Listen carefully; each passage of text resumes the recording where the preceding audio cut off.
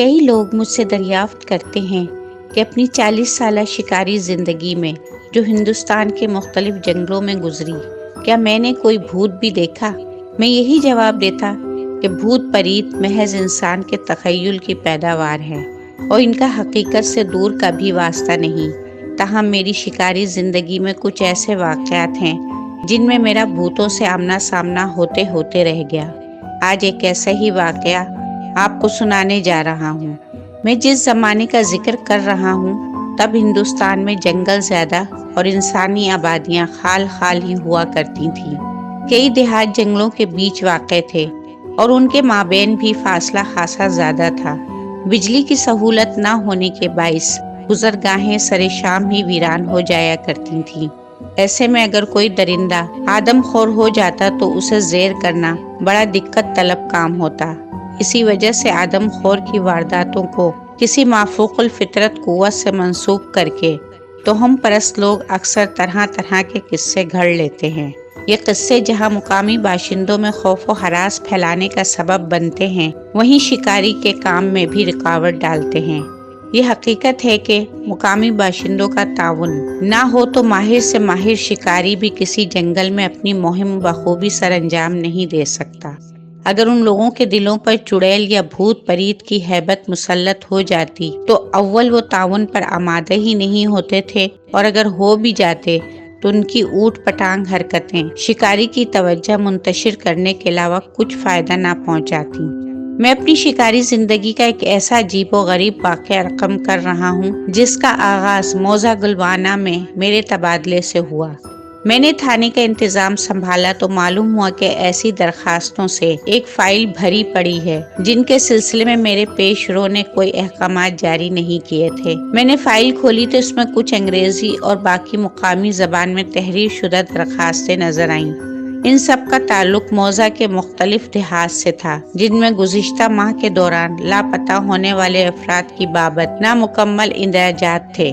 عملے سے پوچھنے پر معلوم ہوا کہ گلوانہ سے 20 میل دور ایک قصبہ پھلدار آباد ہے۔ اس کے ارد گرد چھوٹی موٹی آبادیاں پھیلی ہوئی تھیں۔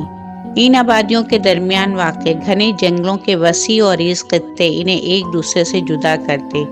یہ جنگل کسی زمانے میں چیتوں اور شیروں کی بہتات کے باعث بہترین شکارگاہ تصور کیے جاتے تھے۔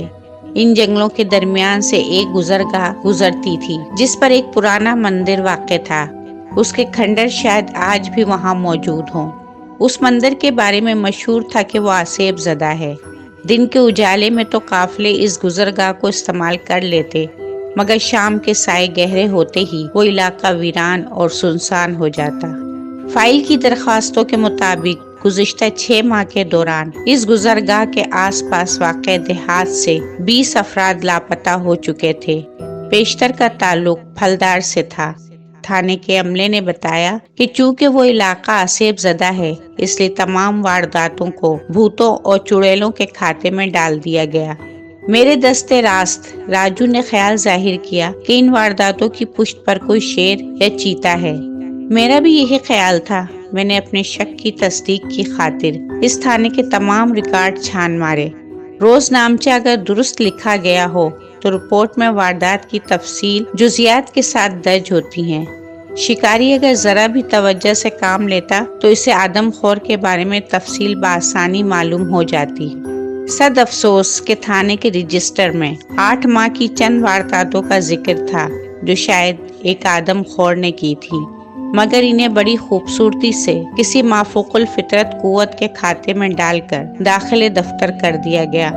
بعد ازاں میں نے اس سلسلے میں گلوانہ کے نمبردار سے رجوع کیا، مگر کوئی قابل ذکر بات معلوم نہ ہو سکی۔ بالآخر میں نے راجو کے ہمراہ متاثرہ علاقے کے دورے کا منصوبہ ترتیب دیا اور اپنے افسر اعلیٰ کو بھیج دیا۔ خلاف توقع 3 روز بعد مجھے سرکار کی جانب سے وہاں جانے کا اجازت نامہ مل گیا۔ ابھی موسم گرما کی بارشوں کا آغاز نہیں ہوا تھا۔ ندی نالے جن کی اس علاقے میں کثرت تھی خشک پڑے تھے۔ میں بارش سے قبل پہنچنا چاہتا تھا، لہٰذا سرکاری جیپ کا استعمال مناسب سمجھا۔ راجو کے علاوہ 2 اردلی بھی میرے ساتھ تھے۔ دوپہر کے وقت ہم پھلدار پہنچ گئے۔ یہ دیکھ کر مجھے حیرت ہوئی کہ اجالے میں بھی گاؤں سنسان پڑا تھا۔ گھروں کے دروازے بند تھے اور گلیوں میں اکا دکا مویشی اور بچے مٹر گشت کر رہے تھے۔ ہماری آمد کی اطلاع ملتے ہی گاؤں کا نمبردار ہمارے استقبال کے لیے چلا آیا۔ اپنے مہمان خانے لے جا کر اس نے ہماری خوب خاطر تواضع کی۔ جب میں نے اسے اپنی آمد کا مقصد بتایا تو وہ کچھ سراسیمہ نظر آنے لگا۔ میرے استفسار پر اس نے بتایا، صاحب میں جانتا ہوں کہ آپ ایک ماہر شکاری ہیں، مگر آپ اسے مار نہیں سکیں گے۔ وہ دہشت زدہ آواز میں گویا ہوا، آپ یہی سمجھ رہے ہیں کہ ان وارداتوں کے پیچھے کسی درندے کا ہاتھ ہے، مگر میں نے گزرگاہ پر خود اپنی آنکھوں سے ایک چڑیل کو کھڑے دیکھا ہے۔ کیا مطلب ہے پٹیل صاحب؟ میں نے راجو کے چہرے پر خوف کی منڈلاتی پرچھائیاں دیکھ کر پوچھا۔ صاحب میں سچ کہہ رہا ہوں، وہ بدستور اسی لہجے میں بولا۔ یقین نہ آئے تو آپ خود چل کر دیکھ لیجئے۔ چند روز قبل ہی ایک عورت لکڑیاں چننے وہاں گئی تھی، مگر لوٹ کر نہیں آئی۔ کیا؟ میں نے اپنی نشست سے اچھل کر کہا، تم نے اس گمشدگی کی رپورٹ تھانے میں کیوں نہیں درج کرائی؟ کوئی فائدہ نہیں صاحب، وہ تعصب سے بھرپور لہجے میں بولا، سرکار کچھ نہیں کر سکتی۔ میں نے اسی وقت راجو کے ہمراہ مندر والی گزرگاہ کا معائنہ کرنے کا فیصلہ کر لیا۔ نمبردار کے روکنے کے باوجود ہم نے جیپ سے فالتو سامان اتروایا، اسے اردلیوں کی نگرانی میں چھوڑا اور جیپ مندر تک جانے والے راستے پر دوڑا دی۔ 1 گھنٹے کی کٹھن مسافت کے بعد ہم گزرگاہ کے وسط میں پہنچے تو میں نے گاڑی روک لی۔ میں علاقے کا اچھی طرح معائنہ کرنا چاہتا تھا۔ راجو بھی میرے ساتھ ہی جیپ سے اتر آیا۔ اس سے قبل میں نے رائفل کی دونوں نالیں بغور دیکھی اور کارتوس لگا دیے۔ راجو کے پاس میری آزمودہ 375 میگنم جبکہ میرے پاس 450 ایکسپریس تھی۔ گزرگاہ کا بغور معائنہ کرنے کے بعد میں کچھ پریشان ہو گیا۔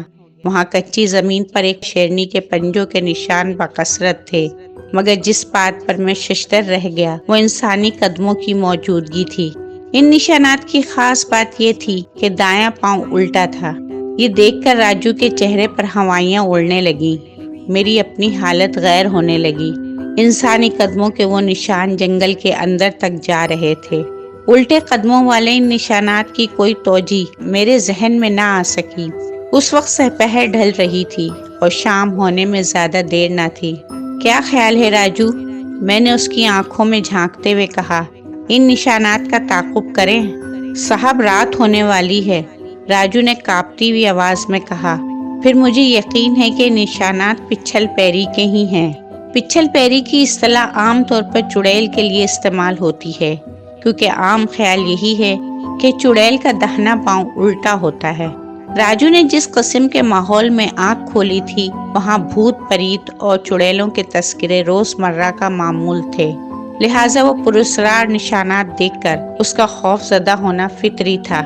دیکھو راجو، تم نے اب تک میرے ساتھ درجن بھر درندے شکار کر ڈالے ہیں، میں نے اسے قائل کرنے کی کوشش کرتے ہوئے کہا۔ ان میں سے اکثر کو بھوت پریت کا شاخسانہ قرار دیا گیا، مگر جب ہم نے معاملے کا کھوج لگایا تو وہ مقامی باشندوں کے ذہن کی پیداوار ثابت ہوئے۔ مگر یہ نشانات، راجو نے خوف میں ڈوبی ہوئی آواز میں جواب دیا، مجھے یقین ہے ہم اسرار سے پردہ اٹھانے میں کامیاب ہو جائیں گے، مگر اس کے لیے ضروری ہے کہ ان نشانات کا تعاقب کیا جائے۔ اس نے میری بات کا جواب نہیں دیا اور ہراسہ انداز میں کبھی راہ گزر کو دیکھتا تو کبھی اس کی نگاہیں جنگل کی طرف اٹھ جاتی۔ اس سے قبل کہ میں مزید کچھ کہتا، ہوا کے دوش پر ایک ایسی آواز ابھری جسے سن کر راجو کا ہی نہیں میرا بھی رنگ فق ہو گیا۔ راجو، یہ آواز، میں نے مرتعش لہجے میں یوں کہا جیسے مجھے اپنی سماعت پر شبہ ہو۔ یہ تو کسی بچے کے رونے کی آواز ہے صاحب، راجو نے سرسراتی ہوئی آواز میں جواب دیا۔ سرے شام گھنے جنگل کے سناٹے میں گونجنے والی وہ آواز کسی بھی ذی ہوش کے حواس گم کر دینے کے لیے کافی تھی، مگر ہمارا معاملہ مختلف تھا۔ ہماری زندگی کے بیشتر شب و روز گھنے جنگلوں میں خون خوار درندوں سے نبرد آزمائی کرتے ہوئے بسر ہوئے تھے، اسی لیے ہمارے حواس خطا نہ ہوئے۔ ہم فوراً جیپ میں سوار ہو گئے اور اس طرف چل پڑے جہاں سے آواز آئی تھی۔ کچھ لمحوں بعد رونے کی آواز موقوف ہو گئی، مگر ہم محتاط انداز میں رائفلیں تھامے اور آس پاس نظریں دوڑاتے جنگل میں داخل ہو گئے۔ اونچے اونچے درختوں اور گھنی جھاڑیوں کے درمیان بل کھاتی گزرگاہ پر ایک شیرنی کے پنجوں کے نشانات کے ساتھ ساتھ انسانی قدموں کے وہ عجیب و غریب نشانات بھی نظر آئے جو ہم پہلے بھی دیکھ چکے تھے۔ حیرت انگیز امر یہ ہے کہ درندے اور انسانی قدموں کے نشانات زیادہ پرانے نہ تھے۔ عجیب الخلقت قدموں کے نشانات اپنی جگہ، مگر شیرنی کے پنجوں کے نشان دیکھ کر مجھے یقین ہو گیا کہ پھلدار اور گرد و نواح میں ہونے والی گمشدگیوں کی پشت پر ایک آدم خور شیرنی کا ہی ہاتھ ہے۔